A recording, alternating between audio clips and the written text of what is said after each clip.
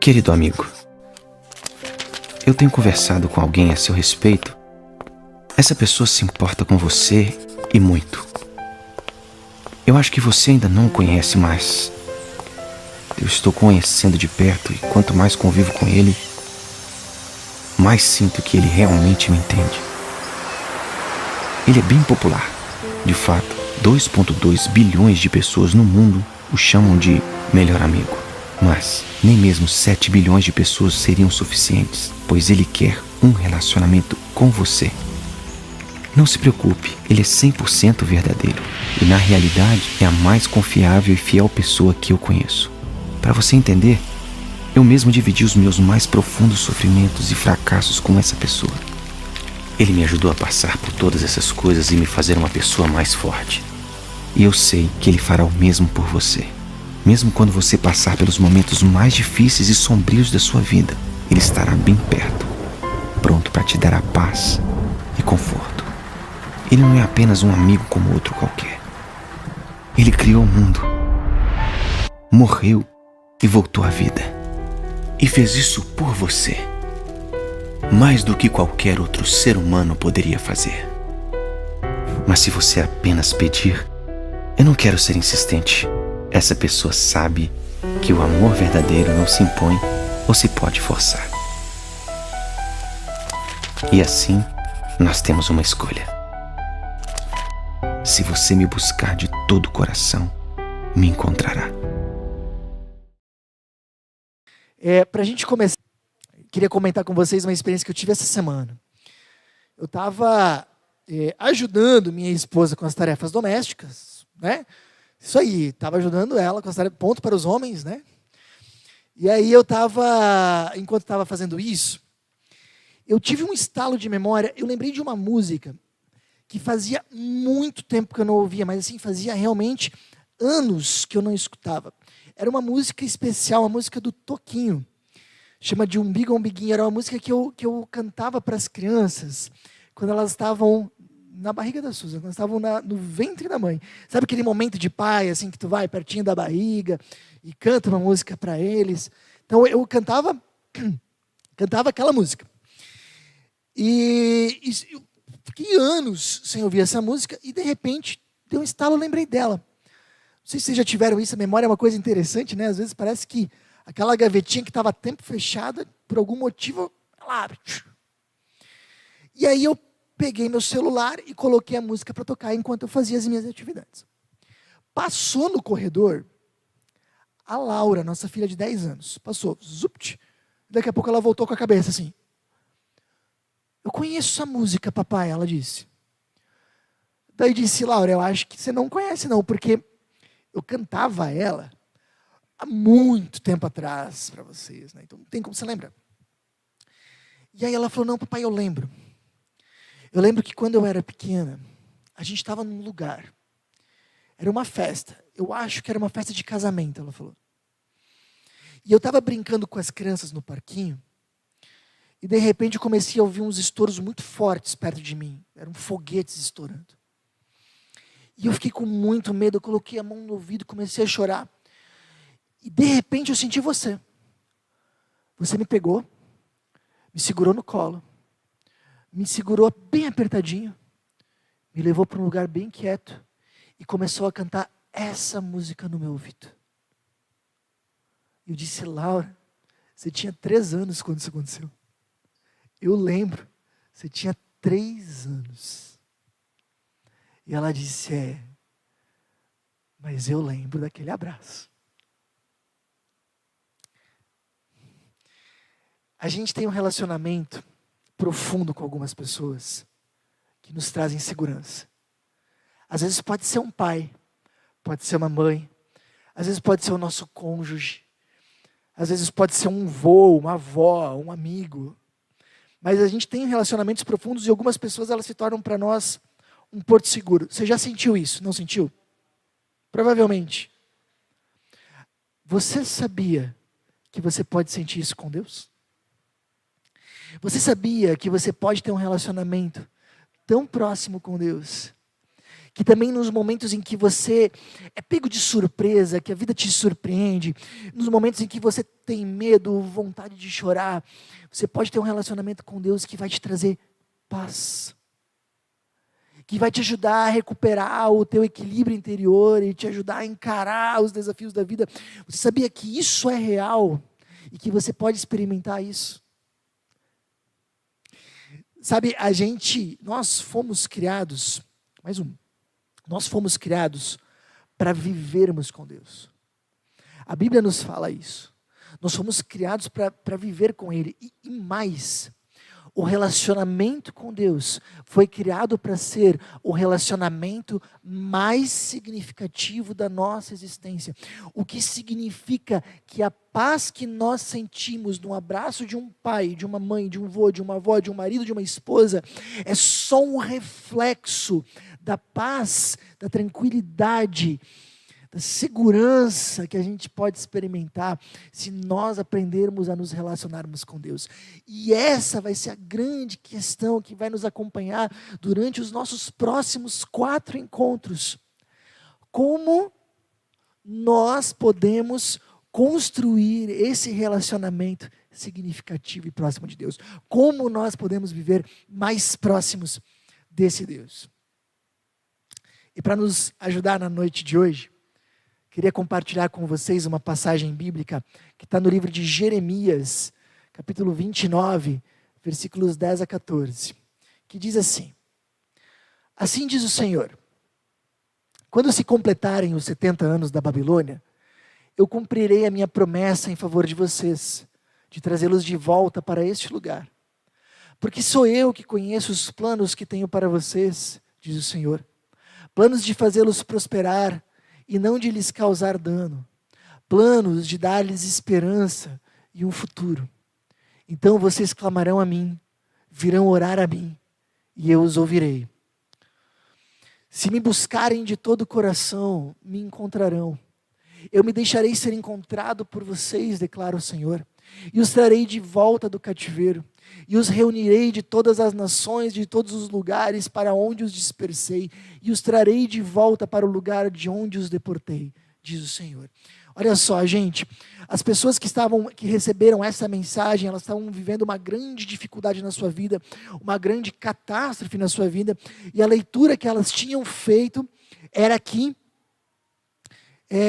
Deus tinha rejeitado elas. Bom, nós estamos passando por um problemão, Deus deve estar bravo com a gente, nós devemos ter um problema com esse Deus. E aqui o que Jeremias está dizendo é, não, Deus deseja e muito ter um relacionamento com vocês. Aliás, durante séculos, essas pessoas tinham vivido um relacionamento com Deus do tipo, só iam até Deus quando a coisa ficava difícil, depois elas abandonavam esse Deus. E aqui o que o texto está dizendo é, Deus está dizendo para eles, eu tenho planos para a vida de vocês. Eu quero trazer esperança, força para o dia a dia de vocês.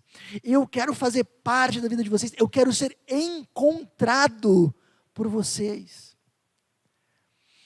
Eu quero viver perto e conectado a cada um de vocês.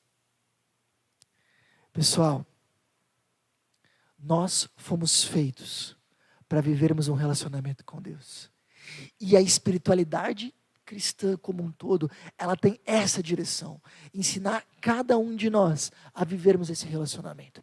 Sabe, aconteceu comigo uns anos atrás, eu estava conversando com um amigo numa fila de banco. A gente fazia parte de uma mesma associação, uma associação social, que destinava verbas para outras organizações sociais. Era um trabalho bem legal. Canalizava o trabalho, verbas da justiça para trabalhos sociais. E a gente tinha que fazer uma movimentação financeira, e aí a gente estava no banco. E aí a gente estava conversando, e por algum motivo a conversa acabou indo para essa questão de vida com Deus, espiritualidade. E aí ele falou assim, de uma forma muito sincera, ele disse, para mim, viver com Deus é eu fazer coisa certa. É eu viver de uma forma honesta. Eu vivo com Deus fazendo aquilo que é certo. Mas é Deus lá e eu aqui. Ele usou exatamente essa frase, entre aspas, essa eu lembro bem. Mas é Deus lá E eu aqui. Eu acho que tudo que ele espera de mim é que eu viva de uma forma correta. E eu faço isso. Gente, a frase dele não poderia estar mais errada. Deus não quer só que a gente faça as coisas certas também. Mas Deus quer uma proximidade com a gente. Deus quer participar das nossas vidas. O que a gente vê num texto como esse, em outros da Bíblia, é Deus dizendo assim: quando você está alegre, eu quero dividir essas alegrias com você. Quando você está triste, eu quero que você divida as suas tristezas comigo. Eu quero enxugar as suas lágrimas, eu quero participar das tuas alegrias, das tuas lutas, das tuas dores. Eu quero que você me conte os teus medos. Eu não quero só que você siga mandamentos, isso é ótimo, muito bom, mas eu quero um relacionamento com você. E sabe por que é tão importante isso hoje? Naquela época, eles tinham diversos rituais que nutriam a religião deles. Encontros e uma série de princípios. E em algum momento esse povo começou a acreditar que esses rituais, que esses encontros, não eram mais um meio para chegar até Deus, mas já eram um fim em si mesmos. Espiritualidade para eles era isso. Era participar desses rituais, era participar dessas festas religiosas, era uma vez a cada quanto tempo ir no templo, era isso que era espiritualidade. Eles perderam de dimensão que tudo isso eram formas de construir, de nos guiar a construir um relacionamento, e hoje a gente corre o mesmo risco. Muitas vezes a gente participa de uma igreja, o que é excelente. Muitas vezes a gente foi batizado, a gente participa de Santa Ceia, talvez muitos de vocês fizeram a catequese, depois fizeram crisma, tudo bem. Mas às vezes a gente perde de vista que isso não é um fim. Isso é só uma forma de fortalecer o nosso relacionamento com Deus e de nos conduzir a isso. O fim é um relacionamento com Deus.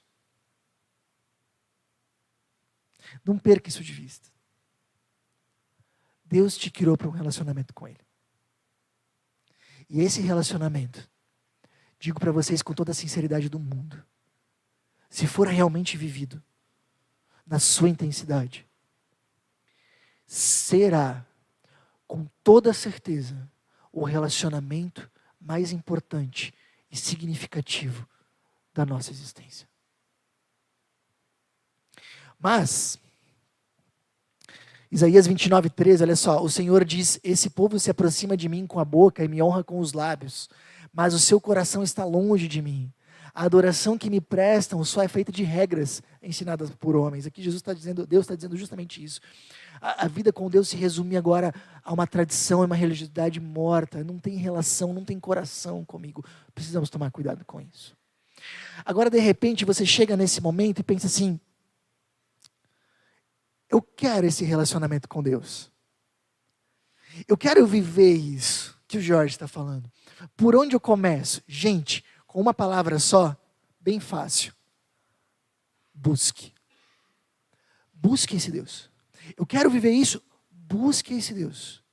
É isso que a gente encontra em Jeremias 29:13, versículo que a Susan lembrou muito bem na saudação. Se me buscarem de todo o coração, me encontrarão. Busque.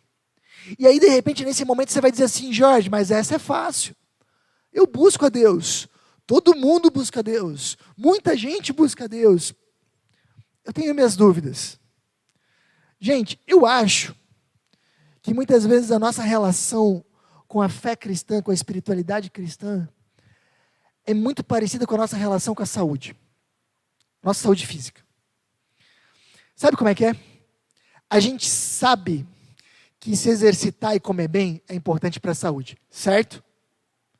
A gente está plenamente convencido de que a gente deveria fazer isso, certo? Mas muitas vezes a gente não faz. A gente até quer fazer, a gente sabe que é importante, mas a gente não faz. Né? Às vezes a gente começa o ano empolgado e começa não pensando, esse ano vai. E normalmente viver uma vida mais saudável, quando a gente começa o ano e faz aquela lista de objetivos para o ano, normalmente viver uma vida mais saudável está entre os top 3. esse ano eu vou comer bem, esse ano eu vou para academia, esse ano vai. E ali por março, a gente já está cancelando a matrícula da academia, porque em fevereiro a gente pagou e não foi. Não é? A vida com Deus muitas vezes é da mesma forma. Nós sabemos que é importante, estamos convencidos, queremos buscar, queremos nos envolver, temos as melhores intenções, mas essa semana não vai dar, semana que vem também não vai dar, aí um dia está frio, no outro dia está cansado, no outro dia está doente, no outro dia tem um compromisso, no outro dia tem Grenal. E aí a gente vai empurrando e vai protelando, e o tempo vai passando. E aí quando a gente vê, já passou mais meio ano. E bem da verdade, eu não tenho buscado mesmo. Quando a gente fala buscar, a gente não está falando querer buscar, ter a intenção de buscar, dizer que vai buscar. A gente está falando sobre atitudes concretas, que demonstra o nosso real interesse em cultivar esse relacionamento com Deus. É disso que a gente está comentando. Sabe, às vezes a gente diz assim, não, mas eu busco a Deus no pôr do sol, eu busco a Deus no sorriso das pessoas, eu busco a Deus nas alegrias do dia a dia, está tudo certo. Mas existem algumas formas indispensáveis de buscar Deus para construir um relacionamento. Para que esse relacionamento realmente amadureça e cresça. Henry Nouwen foi um padre holandês, que escreveu nada mais, nada menos do que 40 livros de espiritualidade cristã. Foi professor em vários lugares, inclusive em Harvard. Um dos maiores nomes quando a gente fala de espiritualidade cristã no mundo. E ele diz de uma forma muito clara, olhando para a Bíblia, existem 3 formas indispensáveis de cultivar um relacionamento com Deus. E quando a gente fala buscar a Deus, nós estamos falando disso. E não dá para a gente olhar essas 3 formas e pensar assim, bom, das 3 eu vou escolher uma. Não, são 3 formas indispensáveis. Quais são? Solitude. É você ir para o seu quarto, tentar ficar o mais silencioso possível. E eu sei, se você tem filhos pequenos, isso é difícil. Mas tentar ficar mais silencioso, no lugar mais silencioso possível. E tentar tirar. Quando você está começando, a nossa recomendação é 10 minutos. Separe 10 minutos para ler a Bíblia e para orar. De preferência, de manhã cedo. E eu vou dizer uma coisa para vocês. Até hoje eu nunca vi alguém chegando, acabado no final do dia, porque acordou 10 minutos mais cedo. É aquele momento de aquietar o coração. Ler uma passagem bíblica, deixar aquilo falar. Depois responder a Deus em oração. E deixar aquilo ser o alimento do dia. A gente chama isso de solitude. Eu e Deus. Eu e Deus. O segundo movimento é o movimento da comunhão. É a gente buscar a Deus, mas não sozinho, juntos. É fazer parte de um encontro como esse, onde a gente pode adorar a Deus juntos, onde a gente pode buscar Deus juntos. Significa conviver com pessoas cristãs que podem de alguma forma representar Deus na nossa vida, falar, ou conversar, ou juntos nos guiar numa caminhada com Deus. Aqui, se o primeiro movimento é eu e Deus, aqui é eu, Deus e as pessoas. Juntos. E o terceiro movimento é ministério, que é uma palavra grega para serviço. Aqui é o movimento de eu ir ao encontro de alguém sem ganhar nada em troca, sem ser remunerado, sem que isso me traga projeção social, sem que isso me aumente a minha network. Não. É eu ir e fazer algo pelas pessoas, nas suas necessidades emocionais ou mesmo materiais, mas me doar por alguém, por algo por alguém, realmente por amor ao próximo. São as 3 formas de nós buscarmos a Deus. E repara, se a gente vai falar de casamento, e a gente perguntar assim, qual é o segredo para um casamento feliz? Talvez a gente poderia dizer assim, tem 3 coisas essenciais. Ter tempo juntos, respeitar o outro e perdoar o outro. Gente, eu falei 3 coisas aleatórias aqui, tá? Acho que teria mais coisas no questão do casamento. Agora imagina que uma pessoa diz assim, tá bom, entendi. Então eu no meu casamento, eu vou só respeitar, perdoar, mas não vou ter tempo juntos. Você vai dizer, vai dar problema. Ou você vai dizer assim, não, eu vou ter tempo juntos e vou perdoar, mas eu não vou respeitar. Esse casamento vai longe? Vai longe ou não vai? Por quê? Porque são 3 elementos essenciais. Qualquer um que ficar de fora, você perde uma parte do relacionamento. Esses 3 são elementos essenciais. Qualquer um que ficar de fora, você perde uma parte do relacionamento. De repente você pode ter a intenção, não, eu vou buscar Deus, eu e a minha Bíblia, ótimo. Mas se faltar a parte da comunhão, a parte do ministério, faltará uma parte essencial da sua vida com Deus. Se você chegar, não, eu vou servir as pessoas, ótimo, eu faço voluntariado, eu vou em um culto, eu frequento a igreja toda semana, mas em casa não, em casa eu não consigo buscar Deus. Vai faltar uma parte essencial da sua vida. São 3 coisas essenciais. E aqui eu quero que você faça um rápido exame. Você, nas suas últimas 2 semanas, dessas 3 partes, quais estavam realmente presentes? Quais não? Agora me diga. Você tem buscado a Deus mesmo? Mesmo. Agora vem uma outra parte. Talvez você vai pensar comigo. Jorge, eu até queria. Eu sei que é bom, eu sei que é importante. Eu não tenho nenhuma dúvida disso. Mas é que eu não tenho tempo. Mas sabe como é que é a vida corrida? Não é uma loucura. Quando vai ver, já passou o dia. E aí eu deixo para outro dia, deixo para outra semana. A vida está muito corrida, está muito acelerada. Gente, pode não parecer, mas eu sei. Eu vivo no mesmo mundo e para mim também é difícil. Eu sei que às vezes as pessoas pensam, a vida de pastor é mais tranquila, deve ficar a semana inteira orando. Não é não. Não é não. É corrida. Prometo para vocês, é corrida. Eu sei como é que é. Eu sei que é difícil, mas a gente precisa perceber isso. Olha só, Corrie ten Boom, que é uma das mulheres que eu conheço, que tem uma espiritualidade mais vigorosa, ela falou uma frase que me deixou pensativo por vários dias, e agora eu vou compartilhar com vocês, para que vocês também fiquem pensativos. Ela diz assim, se o diabo não puder fazer você pecar, ele vai mantê-lo ocupado. Porque a ocupação acaba tendo o mesmo efeito do pecado, nos desconecta de Deus. Pensa nisso. Gente, relacionamentos precisam de tempo. Se você quer ter filhos, você vai ter que investir tempo. Vai ter. Se você quer ter bons amigos, vai ter que investir tempo, não vai? Se você quer construir um bom casamento, você vai ter que investir o quê? Tempo. Tem que. Todos os relacionamentos exigem de nós que a gente invista tempo. E com Deus é a mesma coisa, a gente precisa investir tempo. Imagina uma pessoa que está casada e não tem tempo com seu cônjuge. Diz, olha, eu amo minha esposa, mas eu não tenho tempo com ela. Se eu fosse o conselheiro na frente dessa pessoa, eu ia dizer, tem. Provavelmente você está usando mal o seu tempo. Mas tem sim. Se reorganiza porque o teu casamento é importante. E se de repente ele me convencer que ele não tem tempo mesmo, eu vou dizer, cara, então o casamento não é para você? Porque tem que ter. E o relacionamento com Deus também. A gente tem possibilidades de tempo. Só às vezes a gente aproveita mal. Olha só, John Mark Comer, ele fala o seguinte, guarda essa.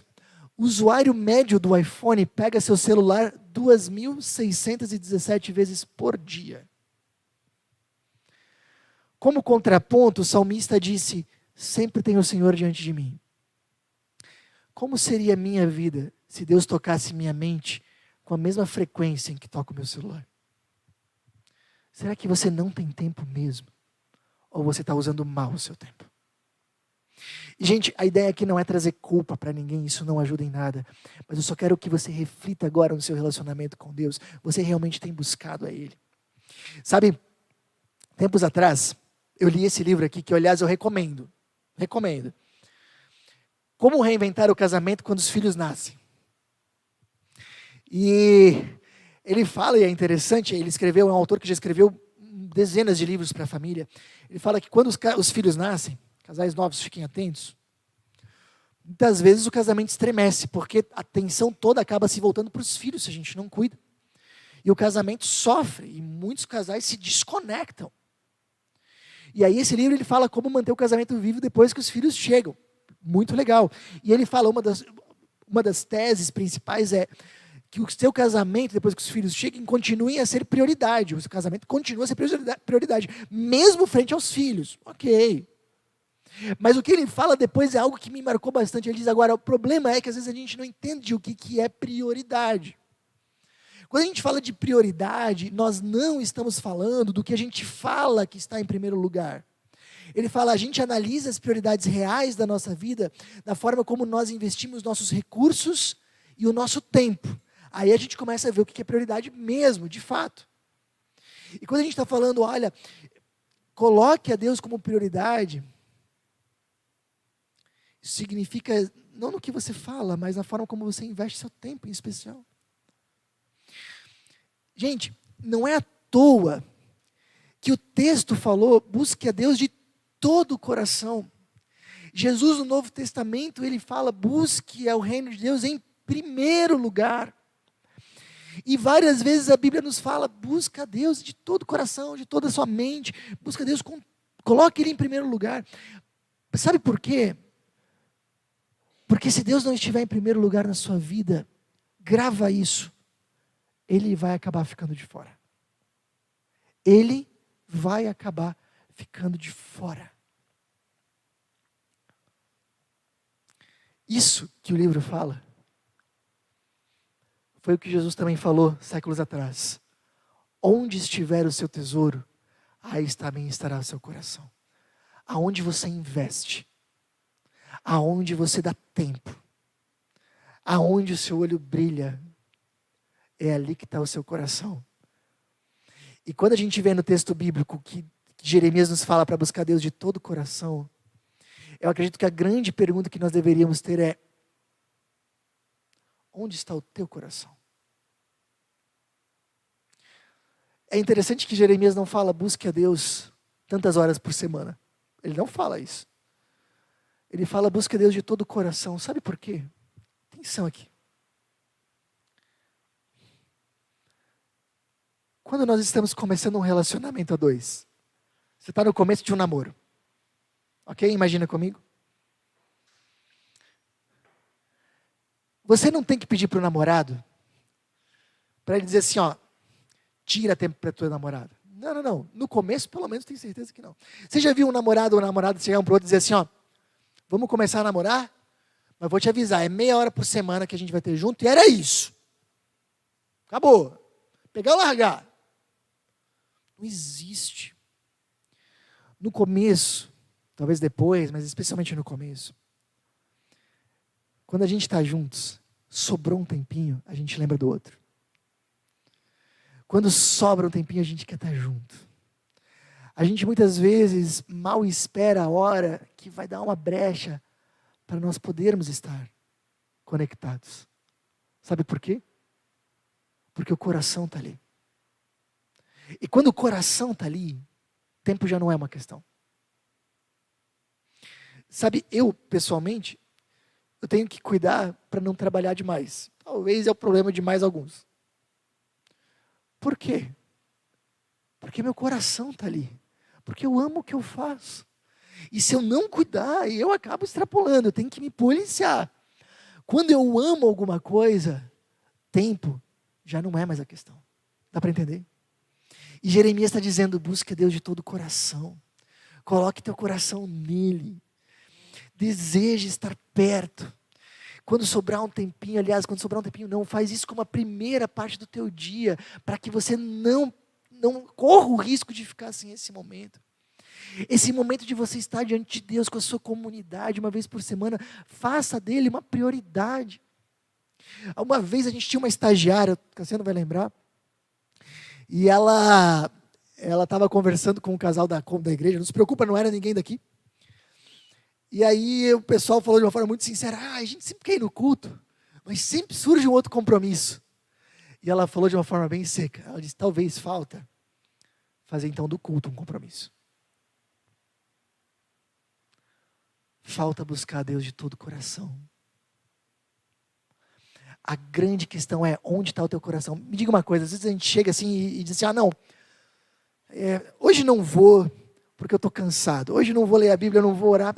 Hoje eu estou muito cansado, amanhã eu faço. Não, hoje eu não vou no culto, vou assistir a transmissão porque eu estou muito cansado, para você que está aí.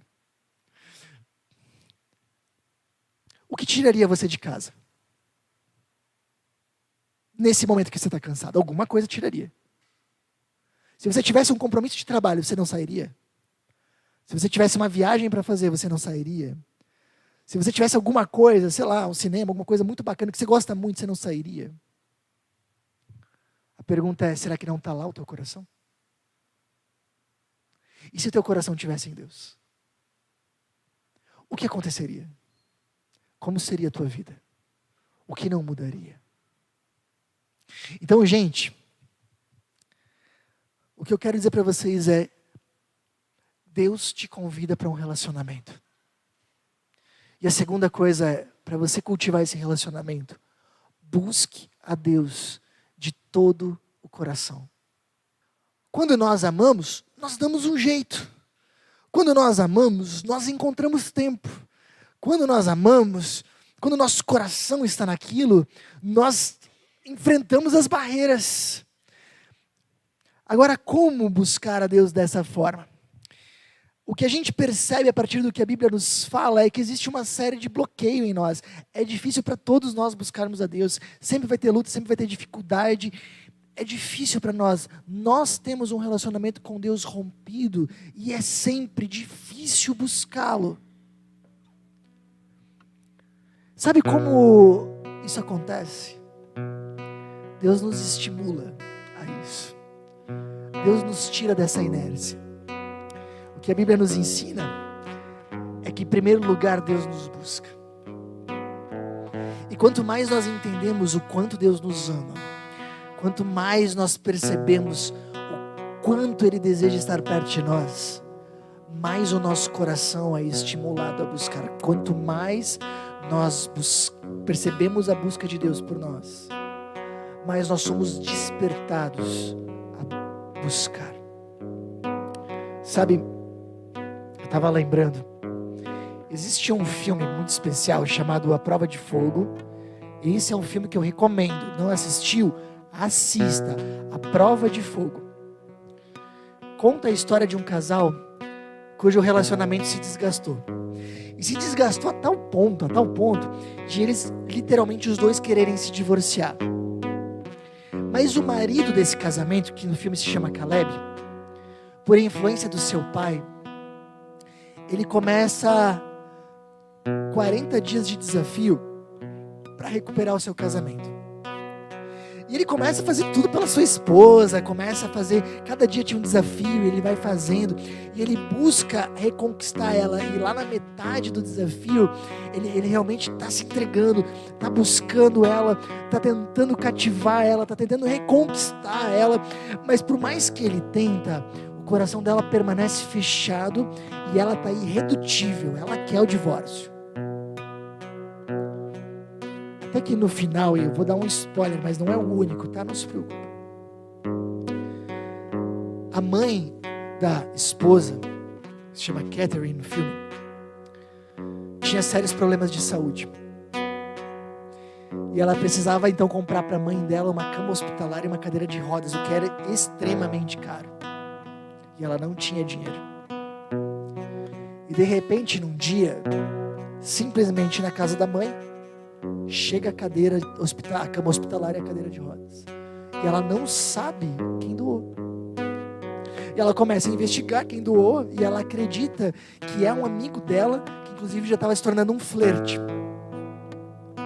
Mas em algum momento do filme ela descobre que quem pagou tudo aquilo foi o marido dela. O marido tirou do dinheiro dele para comprar a cama hospitalar e a cadeira de rodas para a sogra. E quando ela descobre isso, ela sai correndo, chorando, chega em casa e a primeira coisa que ela faz é recolocar a aliança no dedo. A nossa vida com Deus é assim também. Nós nos encontramos fechados para Ele. Mas quando nós descobrimos o que Ele fez por nós, que no caso não é simplesmente pagar uma conta, Ele pagou o preço do nosso pecado. E isso não custou alguns milhares de dólares, isso custou a sua própria vida. Quando nós entendemos que esse Deus, para construir um relacionamento com Deus, Ele abandona o conforto da eternidade, se faz um ser humano, porque nós somos tão importantes para Ele assim. Quando nós descobrimos que Ele vai até o final e morre a morte mais dolorosa da história da humanidade, porque Ele deseja você, aí alguma coisa muda em nós. Gente, não tem como crer que alguém morreu por nós, que alguém deu a vida por nós, e a vida simplesmente vai continuar da mesma forma. Quando nós entendemos o quanto esse Deus nos buscou, nos amou, a gente vai para casa chorando, se ajoelha e diz: agora eu quero te buscar de todo o coração, agora eu quero que seja de verdade, agora é para valer. Me ajuda, Senhor, que o meu coração esteja em Ti em primeiro lugar. Eu queria que você pensasse comigo nessa noite. Você tem buscado a Deus de todo o coração? Tem buscado a Ele de todo o coração? De verdade? Quando surgem barreiras, você tenta ir atrás. Você tem buscado dar tempo a isso.